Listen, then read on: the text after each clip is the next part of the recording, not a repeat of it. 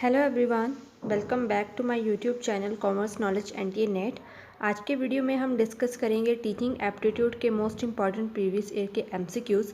इससे पहले भी मैंने आपके साथ कुछ यूनिट्स के एमसीक्यू डिस्कस कर लिए हैं। अगर आपने वो नहीं देखे हैं तो प्लीज़ उन वीडियो को भी जाके देख लीजिए, आपके लिए बहुत ज़्यादा हेल्पफुल होगा। लिंक जो है डिस्क्रिप्शन में आपको मिल जाएगा या फिर आपको आई बटन पर बिल्कुल शो हो जाएगा। तो चलिए जल्दी से आज की क्लास शुरू करते हैं।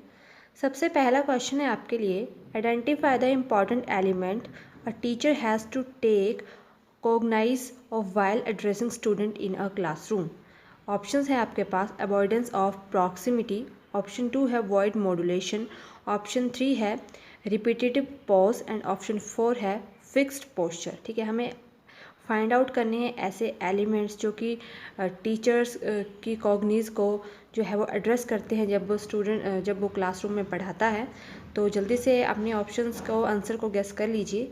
According to this question that is the right answer is that is a option number 2 voice modulation. एक टीचर को क्या करना चाहिए, एक टीचर को अपनी वॉइस में मॉड्यूलेशंस लाना चाहिए। उसे जहाँ पर दबाव देने की ज़रूरत है वहाँ उसे दबाव देना चाहिए, जहाँ उसे थोड़ा धीरे बोलने की ज़रूरत है वहाँ धीरे बोलना चाहिए, जहाँ उसे ज़ोर से बोलने की ज़रूरत है ज़ोर से बोलना चाहिए। ऐसा नहीं है कि भाई एक ही ले में बोल रहा है बिल्कुल एंड तक, उसे थोड़ा अपनी वॉइस में मॉड्यूलेशन करना चाहिए।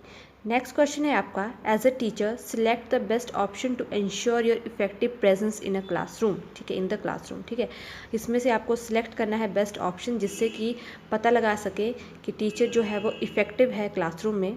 ठीक है, ऑप्शन 1 है use of pair command, option 2 है मेकिंग एग्रेसिव स्टेटमेंट, ऑप्शन 3 है adopting of well established posture and option 4 है बीइंग अथॉरिटेरियन। ठीक है, तो जल्दी से आंसर को गेस कर लीजिए।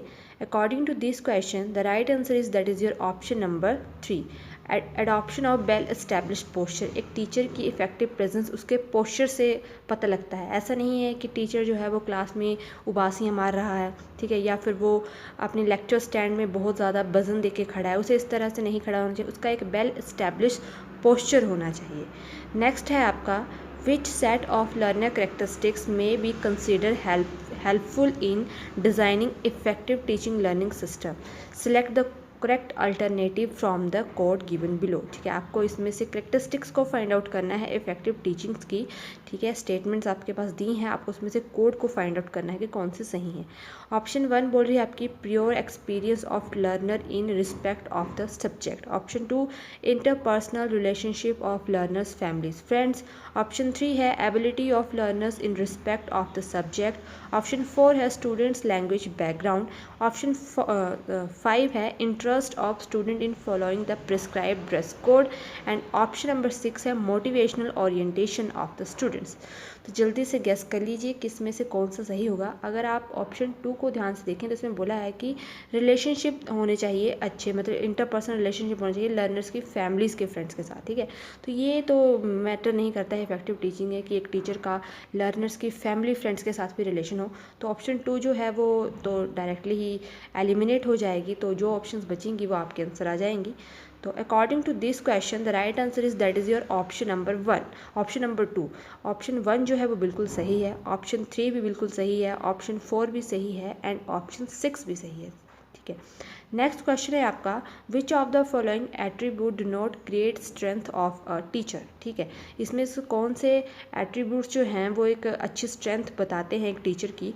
ऑप्शन ए है full time active involvement in institutional management, option 2 है सेटिंग एग्जाम्पल, ऑप्शन 3 है willingness to put assumptions to the best and option D है एक्नॉलेजिंग मिस्टेक्स। ठीक है, तो इसमें से कौन सी स्ट्रेंथ है टीचर्स की। ठीक है, तो जल्दी से आंसर गैस कर लीजिए। ठीक है, ऑप्शन ए को अगर आप ध्यान में देखें तो इसमें बोला है कि फुल टाइम एक्टिव इन्वॉल्वमेंट इन इंस्टीट्यूशन मैनेजमेंट। जो भी इंस्टीट्यूशन मैनेजमेंट है, जैसे एक स्कूल का एक मैनेजमेंट कमेटी होता है या कॉलेज का एक मैनेजमेंट कमेटी होता है, वहाँ पे टीचर को फुल टाइम एक्टिव रहना चाहिए, फुल टाइम से इन्वॉल्व रहना चाहिए।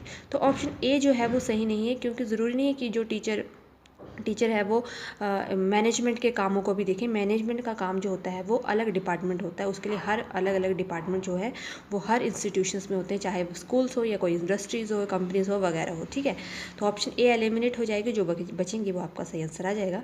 That is your option number 2। B भी बिल्कुल सही है, सी भी बिल्कुल सही है एंड डी भी बिल्कुल सही है। ऑप्शन ए जो है वो बिल्कुल गलत है। Question number 5, which one of the following statement is correct in the context of multiple choice type question. जो भी मल्टीपल चॉइस क्वेश्चन होते हैं, जैसे आपके सामने मैं ला रही हूँ, उसका जो क्या करेक्ट कंटेक्स्ट होता है, ठीक है, अच्छा सा इसमें से स्टेटमेंट दी है, हमें बताना है कि कौन सी बिल्कुल सही है मल्टीपल चॉइस क्वेश्चन से रिलेटेड। ऑप्शन 1 है, they are more objective than true false type question, they are less objective than essay type question, they are more subjective than short answer type question, and option 4 है, they are more subjective than true false type question. जल्दी से answer को guess कर लीजिए।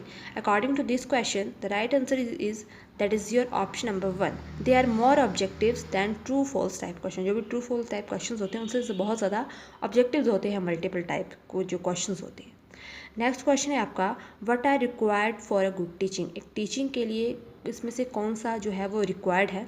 Option a है diagnosis, option B है remedy, option C है direction, and option D है आपका फीडबैक। ठीक है, तो गुड टीचिंग के लिए आपको क्या क्या चाहिए होता है एज अ टीचर। जल्दी से ऑप्शंस को आंसर्स को गेस कर लीजिए। According to this question the right answer is that is your option number first. ठीक है, सभी ज़रूरी है, डायग्नोसिस भी ज़रूरी है, रेमेडीज़ भी ज़रूरी है, डायरेक्शन भी ज़रूरी है, और फीडबैक का होना भी टीचिंग के लिए बहुत ज़्यादा इंपॉर्टेंट है। इसीलिए ऑप्शन फर्स्ट जो है वो आपका बिल्कुल करेक्ट आंसर होगा। नेक्स्ट क्वेश्चन है आपका, that is your question number 7, the use of teaching add is justified one on the grounds of. जो भी टीचिंग एड्स होते हैं, ठीक है, जैसे जो टीचिंग एड्स होते हैं लाइक अच्छे अच्छे चार्ट्स के द्वारा पढ़ाना, या फिर अच्छा ब्लैक बोर्ड का यूज़ करना। जो भी टीचिंग एड्स होते हैं, ब्लैक बोर्ड यूज़ करना, जो भी प्रोजेक्ट्स के थ्रू पढ़ाना, प्रोजेक्टर्स के थ्रू पढ़ाना। ठीक है, तो ऑप्शन 1 है आपका attracting students attention in the classroom, option 2 है minimize indiscipline problem in the classroom, option 3 है optimizing learning outcomes of the students and effective, option 4 है effective engagement of student in learning task. ठीक है, तो क्या teaching ads के पढ़ाने का मतलब यही होता है ताकि स्टूडेंट से अच्छे आउटकम्स आ सके, इसलिए ऑप्शन 3 जो है वो आपका बिल्कुल करेक्ट आंसर है। नेक्स्ट क्वेश्चन है आपका, that is question number 8, select the alternative which consist of positive factor contributing to effectiveness of teaching. ठीक है, जो भी टीचिंग है उसमें जो भी पॉजिटिव फैक्टर्स हैं उसको जो है वो आपको एनालाइज करना है, उसे आपको फाइंड आउट करना है। ऑप्शन 1 है teacher knowledge of the subjects, teacher का सब्जेक्ट्स के ऊपर क्या नॉलेज है। ऑप्शन बी है teacher socio economic background, option D है teacher ability to please the students, option E है teacher personal contact with students, और ऑप्शन एफ है आपका teacher competence in managing and monitoring the classroom instructions. ठीक है, तो option B को आप ध्यान से देखें तो इसमें बोला है कि टीचर का सोशियो इकोनॉमिक बैकग्राउंड, और टीचर किस बैकग्राउंड से आता है, क्या उसका सोशली बैकग्राउंड है, इस चीज़ का जो टीचिंग के ऊपर टीचिंग से कोई लेना देना नहीं है। ठीक है, एक और आपसे बोला है कि टीचर का पर्सनल कॉन्टैक्ट होना चाहिए स्टूडेंट्स के साथ, तो ये भी टीचिंग के रिलेटेड नहीं है। ठीक है, तो इन दोनों को एलिमिनेट कीजिए और देखिए आपका आंसर क्या आ रहा है। That is your question number 4, ए भी आपका सही है, सी भी आपका सही है, एंड एफ भी आपका सही है। ठीक है, टीचर की ये एबिलिटी नहीं होनी कि टीचर कि प्लीज़ वो स्टूडेंट्स को बोले कि प्लीज़ ये काम करो, प्लीज़ ये काम करो, प्लीज़ ये काम करो। ठीक है, टीचर की में इस तरह की एबिलिटी जो है वो होनी चाहिए, लेकिन इतनी भी ज़्यादा नहीं होनी चाहिए। ठीक है, इसमें से हमने बिल्कुल एक अच्छे फैक्टर्स निकालने थे, तो ऑप्शन डी भी एलिमिनेट होता है, ऑप्शन बी भी एलिमिनेट होता है, और ऑप्शंस आपका पर्सनल कॉन्टैक्ट ई भी एलिमिनेट होता है। नेक्स्ट क्वेश्चन है आपका, that is question number 9, effectiveness of teaching has to जज इन टर्म ऑफ। ठीक है, जो भी टीचिंग की इफेक्टिवनेस है उसे किस से जज किया जाता है, कोर्स कवरेज से, स्टूडेंट इंटरेस्ट से, लर्निंग आउटकम ऑफ स्टूडेंट से, use of teaching ads in a classroom. जो भी टीचिंग की इफेक्टिवनेस है वो ज़्यादा से ज़्यादा किससे जज होती है, दैट इज़ योर कि लर्निंग, जो भी स्टूडेंट्स हैं उनकी क्या आउटकम्स है, वो क्या सीख रहे हैं क्या नहीं सीख रहे हैं, यही इफेक्टिव टीचिंग्स के अंडर आता है। नेक्स्ट क्वेश्चन है आपका, that is question number 10, assertion और रीज़न के ऊपर बेस्ड है। Formative evaluation tend to accelerate the pace of learning, and reason बोल रहा है as against summative evaluation, formative evaluation is highly reliable. जो भी फॉर्मेटिव इवैल्यूएशंस है वो हाईली रिलायबल है सुमेटिव इवैल्यूएशन से। जल्दी से आंसर को गैस कर लीजिए, क्या दोनों असर्शन सही हैं, असर्शन रीज़न सही है, और रीज़न जो है वो असर्शन को एक्सप्लेन कर रहा है या गलत है, जो भी है आप ऑप्शन को गैस कर लीजिए, आंसर को गैस कर लीजिए। The right answer is that is your option number 3, ए जो है वो बिल्कुल सही है, लेकिन बी जो है वो गलत है। ठीक है, असर्शन बिल्कुल सही है और रीज़न जो है वो गलत है। नेक्स्ट क्वेश्चन है आपका, on the basis of summative test a teacher is interpreting his or her students' performance in terms of their brilliance, lifestyles evident in behavior. This will be a called. ठीक है, एक कुछ norms इसमें बोला है कि सुमेटिव टेस्ट जो है उसके अंडर एक टीचर जो है वो इंटरप्रेट कर रहा है स्टूडेंट की परफॉर्मेंस को, कुछ टर्म्स हैं, कुछ लाइफस्टाइल के अकॉर्डिंग को उसको स्टूडेंट्स को जज कर रहा है, तो कुछ इसमें क्राइटेरिया सेट किए गया है। तो इसे कौन से टेस्टिंग के अंडर आएगा? Formative, continuous comprehensive evaluation, norm reference testing या क्राइटेरिया रेफरेंस टेस्टिंग। तो according to this question the right answer is option number 4, criteria reference testing. Next question है आपका, on the basis of summative test a teacher is interpreting his or her students, ये repeat हो गया, sorry, वही answer है इसका। Next है आपका, which of the following learning characteristics is highly related to effectiveness of teaching. ठीक है, कौन सी जो है वो टीचिंग की इफेक्टिवनेस से रिलेट करती है? Pure experience of learners, educational status of parents of the learners, peer group of learner and family size from the which the learners comes. ठीक है, तो एजुकेशनल स्टेटस भी मैटर नहीं करता कि लर्नर के पेरेंट्स कितने पढ़े हैं। ठीक है, फैमिली साइज़ भी मैटर नहीं करता, पीयर ग्रुप भी मैटर नहीं करता, एक्सपीरियंस मैटर करता है कि एक टीचर क्या एक्सपीरियंस है उसका। ठीक है, तो प्योर एक्सपीरियंस ऑफ लर्नर्स एक लर्नर्स के कैरेक्टरिस्टिक्स के अंडर आता है, सॉरी टीचर नहीं, लर्नर्स के कैरेक्टरिस्टिक्स के अंडर आता है। नेक्स्ट है आपका, मैच करना है आपको ऑप्शन सेट 1 में आपको कुछ टीचिंग के मेथड दिए हैं, सेट 2 में आपको उसके कुछ इफेक्टिवनेस दी है या उसकी एक्सप्लेनेशन दी है। तो लेक्चरिंग क्या होता है, डिस्कशन क्या होता है, ब्रेनस्टॉर्मिंग क्या होता है या प्रोग्राम इंस्ट्रक्शन क्या होता है। अगर आपको ब्रेनस्टॉर्मिंग के बारे में पता हो तो आप इसका इजी से आंसर निकालोगे। ब्रेनस्टॉर्मिंग का मतलब होता है ज़्यादा से ज़्यादा आइडियाज़ को प्रोड्यूस करना। ठीक है, तो सी जो है वो सेकंड के साथ मैच हो जाएगा, सी मैच हो जाएगा सेकंड के साथ।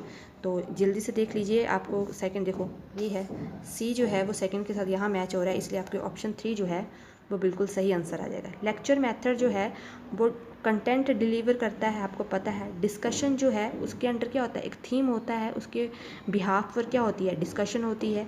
ब्रेनस्टॉर्मिंग में क्या होता है, आइडियाज़ को प्रोड्यूस किया जाता है ज़्यादा से ज़्यादा। और प्रोग्राम इंस्ट्रक्शन में क्या होता है, स्मॉल स्टेप ऑफ प्रेजेंटेशन होती है, विद उसमें फीडबैक भी प्रोवाइड होती है। ठीक है, तो लेक्चर, डिस्कशन, ब्रेनस्टॉर्मिंग और प्रोग्राम इंस्ट्रक्शंस, आई होप आपको समझ आ गया होगा। नेक्स्ट है आपका और लास्ट है आपका, from the list of evaluation procedure given below identify those which will be called formative evaluation. ठीक है, इसमें से आपको सिलेक्ट करना है कि कौन से फॉर्मेटिव इवैल्यूएशन के अंडर आते हैं। ठीक है, फॉर्मेटिव इवैल्यूएशंस क्या होता है आपको पता होना चाहिए, तभी आप इसका अच्छे से आंसर दे पाओगे। फॉर्मेटिव इवैल्यूएशंस क्या होता है, फॉर्मेटिव इवैल्यूएशन जो होता है जिसमें टीचर पढ़ाते पढ़ाते ही स्टूडेंट से क्वेश्चन भी पूछ लेता है, पढ़ाते पढ़ाते डिस्कशन हो जाती है, जैसे नॉर्मली क्लास में होता है, टीचर पढ़ाता है और टीचर क्वेश्चन भी पूछता है और स्टूडेंट को समझ ना आए तो स्टूडेंट भी क्वेश्चंस पूछते हैं, तो वो होता है फॉर्मेटिव इवैल्यूएशन। ठीक है, तो जल्दी से इसमें से ऑप्शन देख लेते हैं। A teacher award grades to student after having transacted the coursework during the interaction with student in the classroom the teacher provide corrective feedbacks। ठीक है, बी बिल्कुल सही है। the teacher gives marks to the student on a unit test। the teacher clarify the doubt of student in the class itself, बिल्कुल सही। the overall performance of the student is reported to parents every 3 months intervals। and option F बोल रहा है the learner motivation is raised by the teacher through a question answer session। ठीक है, तो जल्दी से आंसर को गैस कर लीजिए। According to this question the right answer is option b, option d and option f. ठीक है, इसके अंदर ही आता है, बाकी इसके अंदर जो है वो नहीं आता। ग्रेड वगैरह देना इसके अंदर नहीं आता, वो सुमेटिव इवैल्यूएशन का पार्ट होता है। सुमेटिव इवैल्यूएशन जो होता है वो आपका लास्ट में होता है, जिसमें टीचर जो है वो स्टूडेंट को ग्रेड्स देता है, उसका चेकआउट करता है कि उसने कितना सीखा कितना नहीं सीखा, वो सुमेटिव के अंदर आता है। फॉर्मेटिव बिल्कुल स्टार्टिंग का है, जिसके अंदर सिर्फ टीचर और स्टूडेंट एक दूसरे के साथ डिस्कशन करते हैं, क्वेश्चन आंसरिंग होती हैं, डाउट्स को सॉल्व किया जाता है, वो फॉर्मेटिव के अंदर आता है। तो यही था आज की वीडियो में। आपको वीडियो अच्छा लगा हो तो प्लीज़ वीडियो को लाइक कीजिए, शेयर कीजिए, चैनल को सब्सक्राइब कीजिए। और हाँ, पिछले यूनिट्स के वीडियोस को देखने के लिए जिसमें मैंने एमसीक्यूज़ आपके साथ शेयर किए हैं, उन्हें भी देखिए, आपके लिए बहुत ज़्यादा हेल्पफुल होगा, क्योंकि एंटी नेट का एग्ज़ाम जो है वो जल्द ही होने वाला है। तो thank you so much learners, bye bye. और हाँ, टेलीग्राम ग्रुप भी ज्वाइन कर लीजिए PDF नोट्स के लिए। Bye bye.